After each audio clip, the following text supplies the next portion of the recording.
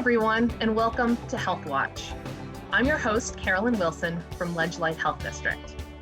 The goal of this program is to bring you information on a wide range of interesting and important health topics, and to introduce you to the people doing great work across the community. Today, I'm joined by two guests from the Connecticut Community for Addiction Recovery, also known as Cecar. Cathy Bergren, manager of the Manchester Recovery Community Center, and TJ Aitken, their new young adult and family services manager. Cathy and TJ, welcome to the show. Thank you. Hey. So, tell us a little bit about yourself. Cathy, we'll start with you. Tell me how you got into this field and why. Okay, so my name's Cathy Bergren, and I am a woman in long-term recovery myself. So after 20 years in the IT industry, I had an opportunity to change careers, and this just called to me. It's something I've always wanted to do, is to be able to give back, and based on my lived experiences with my own recovery path and my own journey here. So for me, what being in long-term recovery means is that I haven't found it necessary to have a drink or a drug since May 26, 1998. And so that's what compelled me to become a manager here at Cecar. And TJ, how about you? My name's TJ. I'm a young person recovering. For me, that means I haven't had a drink or a drug since August 9th, 2016. And I got involved with Cecar first as a volunteer. Ended up starting to volunteer in Hartford, eventually down in Willimantic. I volunteered for Cecar because it was something that helped me maintain and sustain my recovery. It brought great joy in my life, and it brought great substance to things I tried to be in recovery many times before, but I was missing some aspect in my life, and Cecar had given that to me. I began as a volunteer recovery coach, and then worked to become hired as an emergency department recovery coach. Did that for just about 3 years, and people's recovery and supporting the young people's recovery community, as well as the big family community around addiction recovery, is a very big heartfelt issue for me, and I get right into my next role there at Cecar. Awesome. Thank you so much for sharing that, you two. So the theme of today's show is going to be talking all about recovery centers and the community approach to recovery. So Cathy, I want to start with you. Tell me a little bit about what a recovery community center is and what services are offered there. Sure. So a recovery community center is basically a recovery-oriented sanctuary. It's located in the heart of a community. We have free recovery support services. Right now, we are located in 5 different cities in Connecticut, and the recovery support services we offer are volunteer-led. So there's only 2 staff in each of our recovery centers, and the rest of all the services are basically performed by volunteers.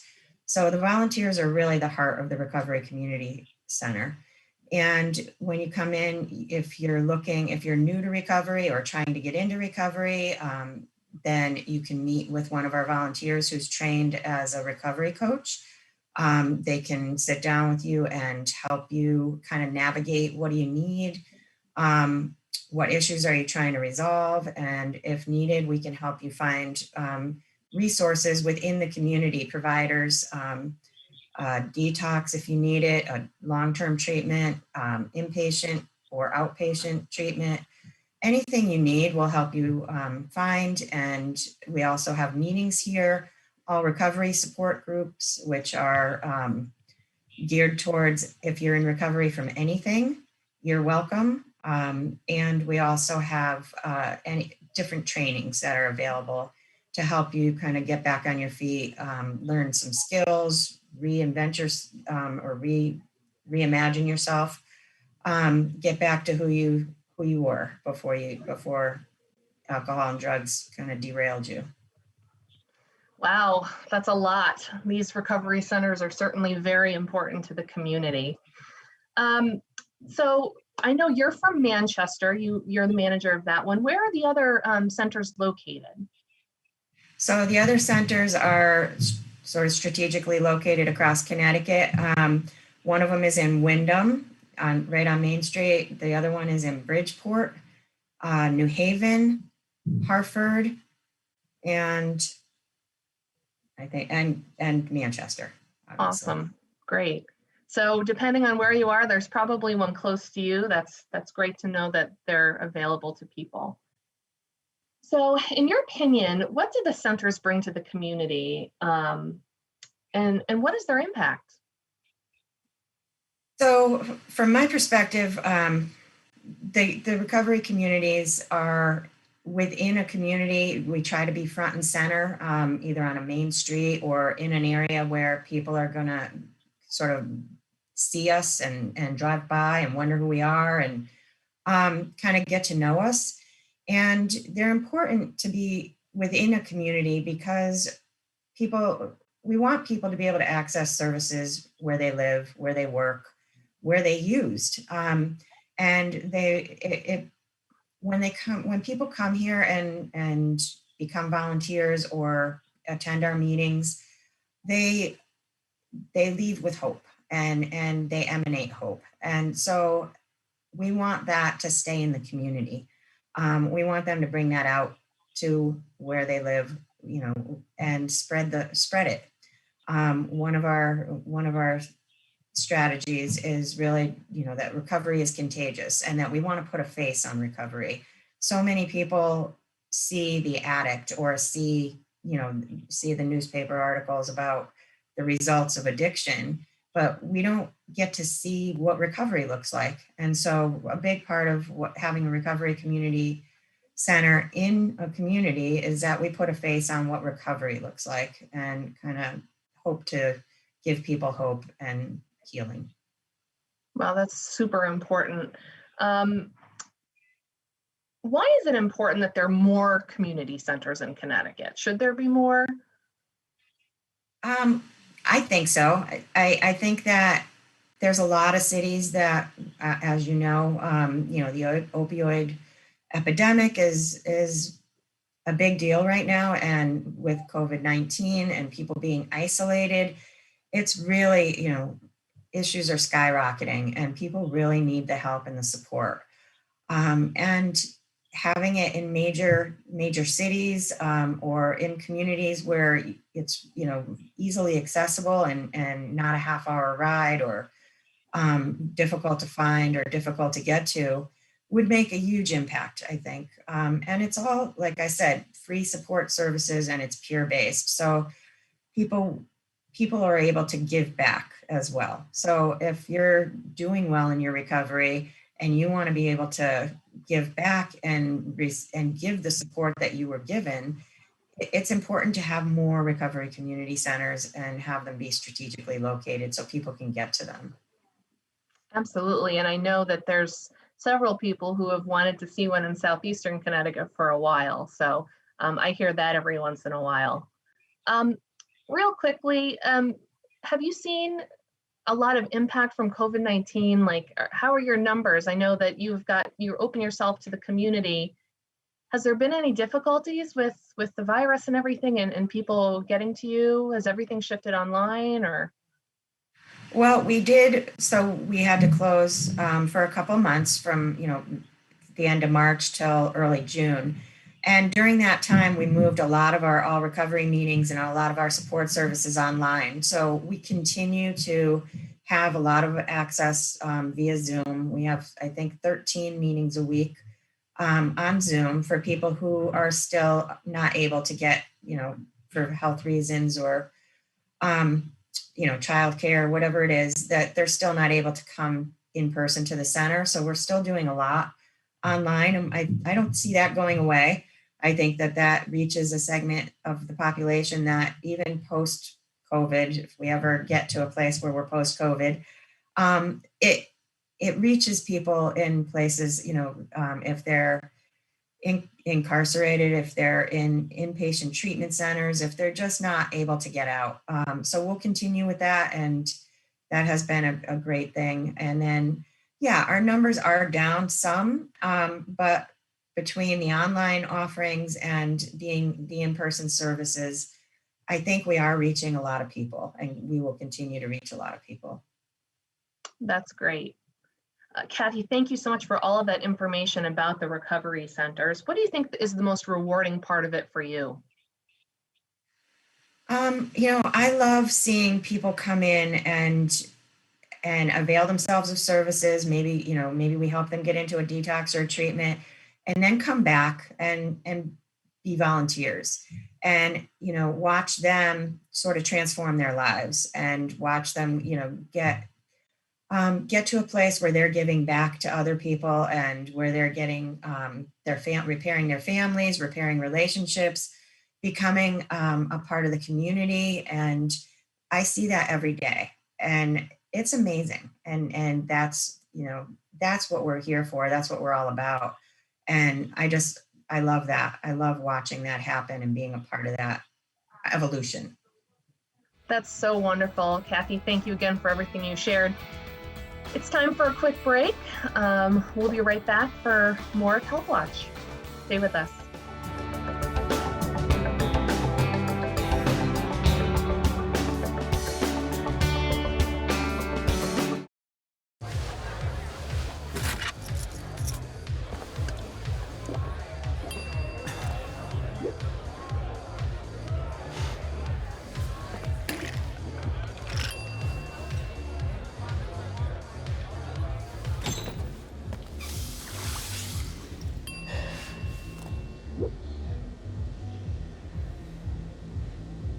If you need to do something to feel okay to drive, you're not okay to drive. Don't drive buzzed. More than 70,000 people die from drug abuse in a year. 7.5 million people work more than one job to make ends meet. Human trafficking is a $32 billion industry in the U.S. On a single night, over 500,000 people are homeless in the U.S. Together, with thousands of corporate partners and millions of donors and volunteers, United Way fights for the health, education, and financial stability of every person in every community. Together, in a year, we help more than 3 million people get health care services and support, and over 1 million people get on the path to financial stability. We help more than 2 million at-risk teens with out-of-school programs and individualized support, and over 500,000 people get back on their feet with job skills training. These are the faces of change. You can be one too.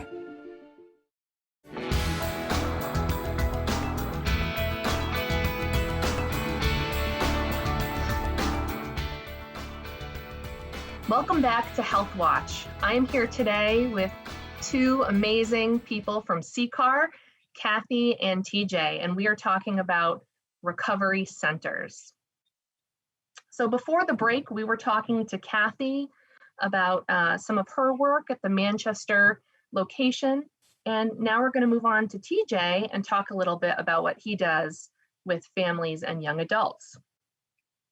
So TJ, why did Cecar feel the need to have a program based out of its centers specifically for young adults and families? That's an awesome question. So it's important to help young people get connected to the greater recovery community, as well as families get connected to the greater recovery community and all that. Like some of the things I do, I like to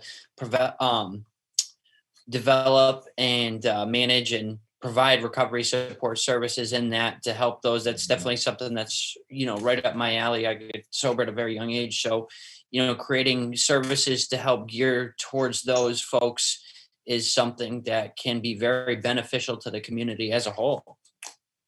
Yeah, that's wonderful. So I hear that, before you took this position, you were a recovery coach, an emergency room recovery coach. How has that experience changed you and prepared you for this role? one of the things that I think is most beneficial that I learned in my role as a recovery coach is treating people as a resource. So Cecar, we embrace multiple pathways of recovery, right? So not everybody's going to be very cookie cutter recovery where it's like, okay, I'm 12 steps, I'm Christian, or I'm this or I'm that, right? There's like also the great deal about the both and aspect, which I love to support too. So it helps me be able to provide a better type of service to people seeking services where I can really treat them as a resource and develop my own thoughts and feelings. So that way I don't interject what we call my stuff onto their stuff, where they can't, they can feel welcome and supported at all times, no matter what their pathway of recovery is. And it's going to be different from those around them, and we that community together. Right, absolutely. And from your standpoint, what do you think some of the biggest challenges are that face young people in recovery? I think the biggest challenges facing young people in recovery is connection to the greater recovery community as a whole, right? Because sometimes they feel they can feel left, or they can feel alienated, and because they're not always of the traditional recovery mindset. And the thing is young people in recovery are also, they're a major part of today's recovery, but they're also a great big part of the future of recovery, right? And we're going to be people to lead this generation into the next thing. And we basically getting us a seat at the table and getting us connection to others and making us feel whole and a part of the solution today. So important. And I don't know if you know this, but when I'm not hosting Healthwatch, I am a prevention coordinator. And a big part of what I do is to try to educate young people and families about substance use, so they can make the healthiest decisions for them. And so one of my strategies is to work together with people who provide treatment and people who are involved in recovery advocacy, to sort of create that full picture. So I admire what you do so much. Tell me about what sort of strategies and tools will you be using to support young people and families affected by substance use? First of all, thank you very much for your kind words that you had said. And, I love supporting as well. And it's definitely somewhere in the heart. So thank you for your service to our community as well. And for me, my biggest tool that I use is connection, right? Is like, I don't have to project everything right in. And, a lot of times, people come around and, people be like, oh, if I got it at your age, or they say and make people feel uncomfortable by sometimes the things they say. I remember one of my first counselors that I ever had as probably 15, 16, and he was really cool. And he was covered in tattoos, and he always said, I understand a lot. And he was just really cool. It was a very cool aspect about how he didn't overly project himself in, and he talked to me like I was my own person, and he always treated me as a resource, right? And that's what made me feel the best connected to him. So those are types of styles that I like to bring into my providing support to other people, because I'm not, I don't ever pretend to be anybody's parent or big brother or anything like that. I'm in recovery here to build that connection. And I share from my experience, but I don't over project my experience as well. Connection is the way out of addiction, and it's what makes us feel connected to the recovery community as a whole. Because when somebody speaks and says something, that they felt, a lot of people around them look to them and be like, yeah, I felt that way too. And, I understand. Right. So that's my biggest thing. Yeah, those strong relationships can be so transformative. That's wonderful. Tell us a little bit about working with families. Why is it so important to offer them support too? That's a great question as well. Because recovery in my opinion, recovery has to be done together as a whole, right? So recovery allies are just as important to the recovery community as people in recovery, right? Alone, I can't. Together, we can't. I come from a family who is in recovery now, but before we weren't, right? And that family support helped keep that in. And we do offer a lot of things in our family support. We have a really awesome Monday night at 5 p.m., a family support group on Zoom. We have a lot of cool stuff for families to see as well. We have a lot of social media presence too. We have an Instagram, and we have a new website too, ccar.us. It's real easy. And our Instagram is ccar for recovery.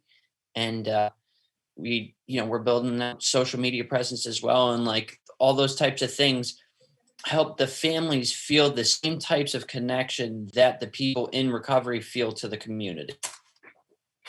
Absolutely. And I feel like I'm seeing that more and more opportunities for family support. Definitely, I feel like they always say that, one person can have problems with addiction, but the family also, has to deal with it as well and heal from it and learn. So super important what you're doing there. Thank you. You've touched on this a little bit. How has COVID impacted your work? I know you mentioned a little bit with Zoom. What changes have you had to adapt to?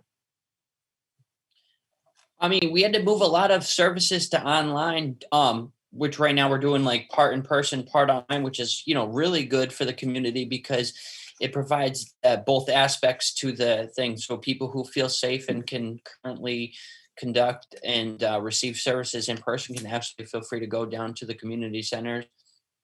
But also there's like a great deal about services going online right now. And like Cathy said before, we had about 13 meetings. We have our family support meeting online, which has a lot of people in it right now. And also our daily all recovery meeting happens online, which I got to chair yesterday, which is awesome because, there is a great deal of people who do come to that, do seek that as a support because it's a very easy support to receive. You could just pull right up on Zoom and click link and boom, here you are. Now you're getting recovery support right at the fingertips of your phone. It's and a lot of people have started to fall in love with Zoom meetings and fall in love with the online type connection and online type services. And, because it's building a new face to recovery, right? It's today's recovery. We adapt and accommodate to meet our needs as we grow, right? And as times change, we change. And that's a big thing. So, I love our online services and, they really got us all through this tough time together, right? Absolutely. Absolutely. Thank you so much for telling us all about that.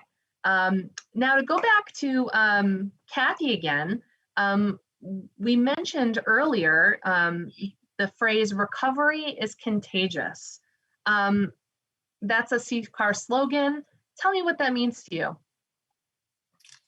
So to me, that means that we are the face of recovery, and that when we're out living our lives and being examples of what recovery looks like, people want what we have.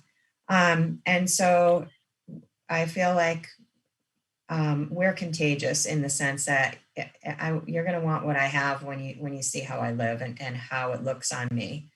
So that's the way I describe it. Fabulous. And TJ, what do you have to add to that? What does recovery is contagious mean to you? Recovery is contagious because it spreads, right? Because it's connection, it's support, it's understanding. And,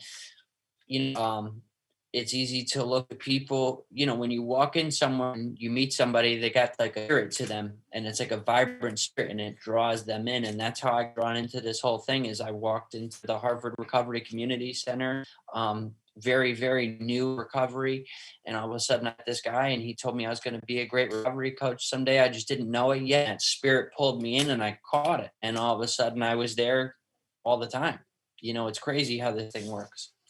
Amazing. And Cathy and TJ, how can people find out more about Cecar and its mission? I think I'll put in another plug for the recovery community centers. We would love to have someone, if you're interested, come on down and visit us.